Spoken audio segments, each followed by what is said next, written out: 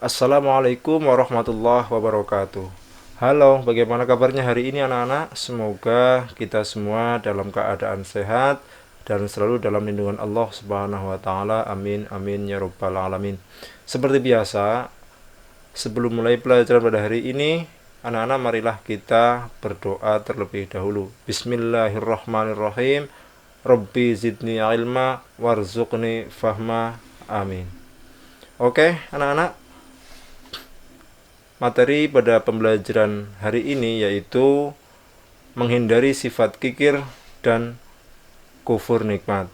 Dengan harapan setelah pembelajaran siswa-siswi semuanya dapat menampilkan sikap menerima kebenaran Allah untuk menghindari sifat kikir dan kufur nikmat dengan baik dan benar. Yang kedua, menampilkan sikap menghindari kikir dan kufur nikmat sebagai implementasi menghindari kisah Sa'labah dengan baik dan benar.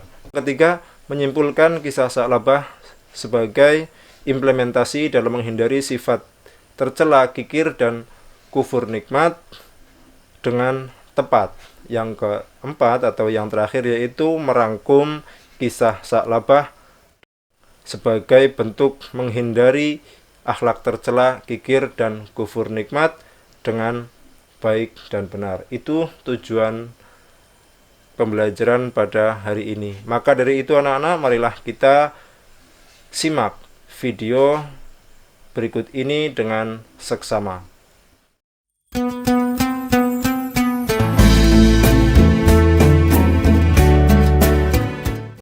Allah Subhanahu wa Ta'ala berfirman dalam Al-Quran, dan di antara mereka ada yang telah berikrar kepada Allah, sesungguhnya jika Allah memberikan sebagian karunia-Nya kepada kami, pastilah kami akan bersedekah dan pastilah kami termasuk orang-orang yang soleh. Maka setelah Allah memberikan kepada mereka sebagian daripada karunia-Nya, mereka kikir dengan karunia itu dan berpaling, dan memanglah mereka orang-orang yang selalu membelakangi. Quran Surat At-Taubah ayat 75-76.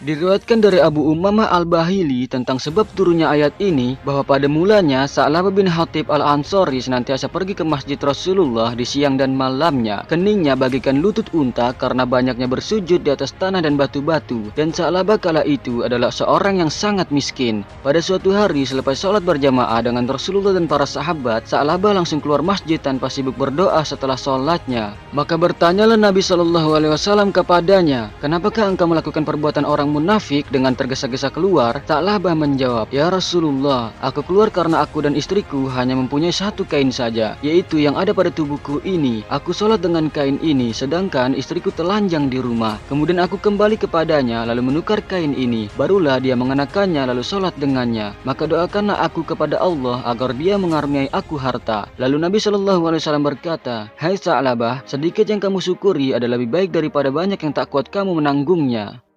Sesudah itu, Sa'labah datang lagi kepada beliau SAW dan berkata lagi, "Ya Rasulullah, berdoalah kepada Allah agar dia mengaruniakan harta kepadaku." Lalu Rasulullah berkata, "Tidakkah kamu memperoleh teladan yang baik pada Rasulullah? Demi Allah yang diriku ada dalam kekuasaannya, sekiranya aku menghendaki gunung-gunung berjalan bersamaku menjadi emas dan perak, maka mereka akan menurut." Di lain waktu sesudah itu, Sa'labah datang lagi kepada Rasulullah dan berkata, "Ya Rasulullah, berdoalah kepada Allah agar dia mengaruniakan harta kepadaku. Demi Allah yang telah mengutus engkau benar-benar sebagai seorang nabi. Sesungguhnya jika Allah Subhanahu wa Ta'ala mengaruniakan harta kepadaku, pastilah aku akan memberikan hak kepada setiap orang yang berhak menerimanya." Maka Nabi SAW berdoa seraya berkata, "Ya Allah, karuniakanlah harta kepada Sa'labah." Maka doa Rasulullah pasti dikabulkan oleh Allah Subhanahu wa Ta'ala. Dalam riwayat lain dikatakan bahwa setelah Nabi mendoakan Sa'labah, lalu Nabi SAW memberikan seekor kambing betina kepada Sa'labah dan menyuruhnya untuk mengkawinkannya dengan kambing jantan milik seseorang. Maka Sa'labah pun memelihara kambing, lalu dia mengolah kambingnya itu hingga ternaknya itu berkembang biak sebagaimana berkembang biaknya ulat, sehingga penuh sesaklah Madinah karenanya. Dan Sa'labah pun menyingkir dari negeri itu lalu tinggal di salah satu lembah di sana. Sementara itu hewan ternaknya terus bertambah banyak berkembang biak seperti berkembang biaknya ulat.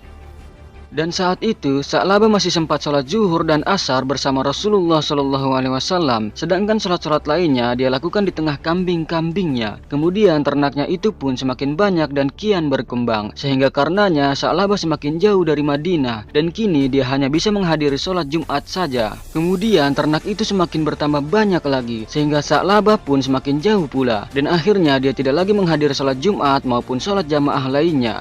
Apabila tiba hari Jumat, dia keluar menemui orang-orang dan menanyakan berita-berita kepada mereka. Dan kini Sa'labah benar-benar telah jauh dari Rasulullah.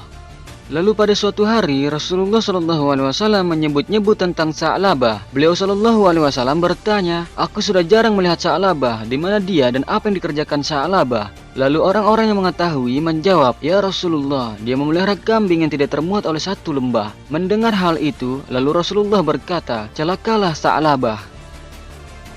Dan Allah Subhanahu wa Ta'ala pun menurunkan ayat tentang zakat. Lalu Rasulullah menugaskan 2 orang lelaki untuk memungut zakat. Orang-orang kala itu menyambut kedua petugas itu dengan zakat mereka masing-masing. Dan akhirnya sampailah kedua petugas itu kepada Sa'labah, lalu meminta zakat kepadanya dengan membacakan surat dari Rasulullah yang mencantumkan apa-apa yang wajib dikeluarkan. Namun Sa'labah tak sudi memberi zakat. Bahkan dia mengatakan, "Ini tak lain adalah jizyah atau sejenis jizyah. Pulanglah kalian sehingga aku dapat mempertimbangkan dan memikirkan dengan benar-benar."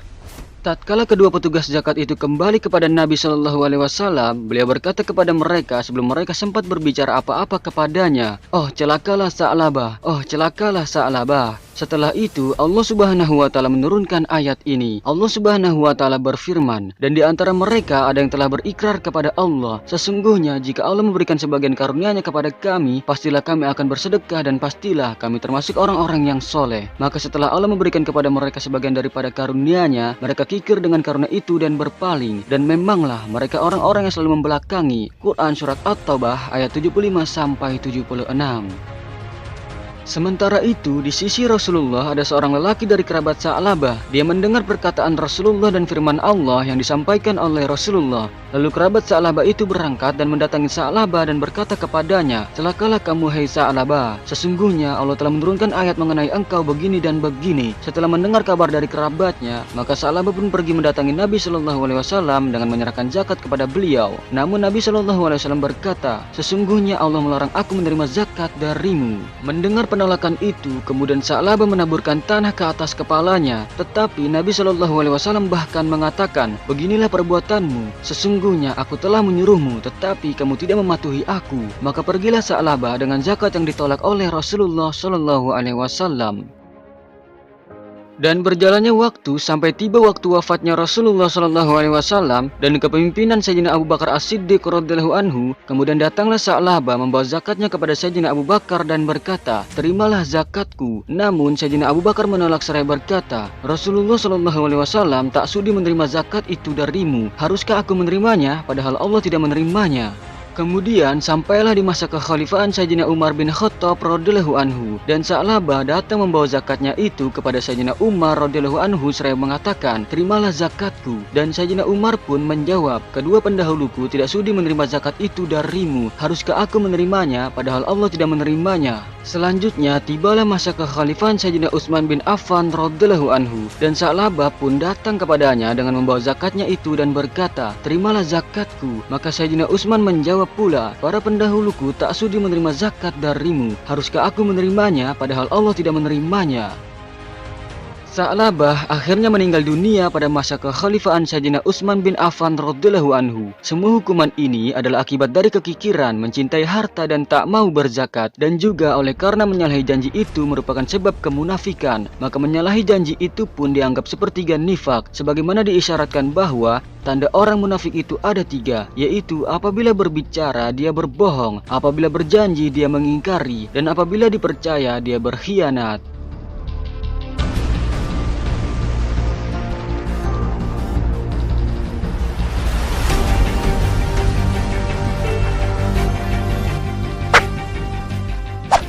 Sahabat beriman yang insya Allah dirahmati Allah Subhanahu wa Ta'ala, maka dari itu janganlah kita seperti Sa'labah yang ingkar dan kikir, dan sudah sepatutnya kita untuk memiliki sifat dermawan, sebagaimana yang telah disampaikan Rasulullah SAW dari Sayyidah Aisyah radhiyallahu anha bahwa Rasulullah bersabda, kedermawanan itu pohon yang pangkalnya ada dalam surga, sedang dahan-dahannya menjutai ke dunia. Barang siapa bergantung pada salah satu dahannya, maka ia akan ditarik olehnya ke surga, dan kekikiran ialah pohon yang pangkalnya ada di neraka, sedangkan dahan-dahannya menjutai ke dunia. Barang siapa bergantung pada salah satu dahannya, maka ia akan ditarik olehnya ke neraka.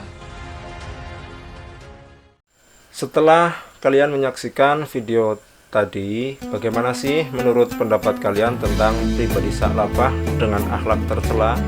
Apa yang harus dihindari dari kisah Sa'labah, dan bagaimana hikmah yang dapat kita ambil dari kisah Sa'labah? Yuk kita cari tahu bersama-sama, karena Allah sangat murka kepada orang yang berakhlak tercela, seperti dalam kisah Sa'labah yang menjadi asbabun nuzul atau sebab diturunkannya Al-Quran surat At-Taubah ayat 75 sampai 79. Berikut ini hikmah dan pesan yang dapat dipetik dari kisah Sa'labah di atas, yaitu 1. Selalu beribadah baik ketika sempit ataupun dalam keadaan lapang. Yang kedua, selalu bersyukur nikmat terhadap apa yang dikaruniakan oleh Allah Subhanahu wa Ta'ala. Yang ketiga, menghindari sifat takabur dan kikir. Yang keempat, beribadah hanya kepada Allah. Dan yang kelima, selalu menepati janji serta taat kepada Allah Subhanahu wa Ta'ala. Semoga Allah jauhkan kita semuanya dari melupakan janji, enggan membayar zakat, tidak mentaati Allah dan Rasulnya, orang yang tamak, sombong, dan kufur nikmat seperti yang Sa'labah lakukan. Amin, amin, ya rabbal alamin. Baik anak-anak, setelah kita belajar bersama tentang kisah Sa'labah dengan kikir dan kufur nikmatnya, kita buka bersama lembar kerja peserta didik yang ada pada link di bawah ini. Yang pertama yaitu pertanyaan tentang apa penjelasan tentang sifat kikir. Yang kedua, apa deskripsi dari kufur nikmat. Yang ketiga, apa yang dapat kamu petik dari kisah Sa'labah. Berikut yang dapat kamu sampaikan. Semoga kita semuanya mendapatkan manfaat dari ilmu yang sudah kita dapat hari ini. Kami tutup. Sekian. Assalamualaikum warahmatullahi wabarakatuh.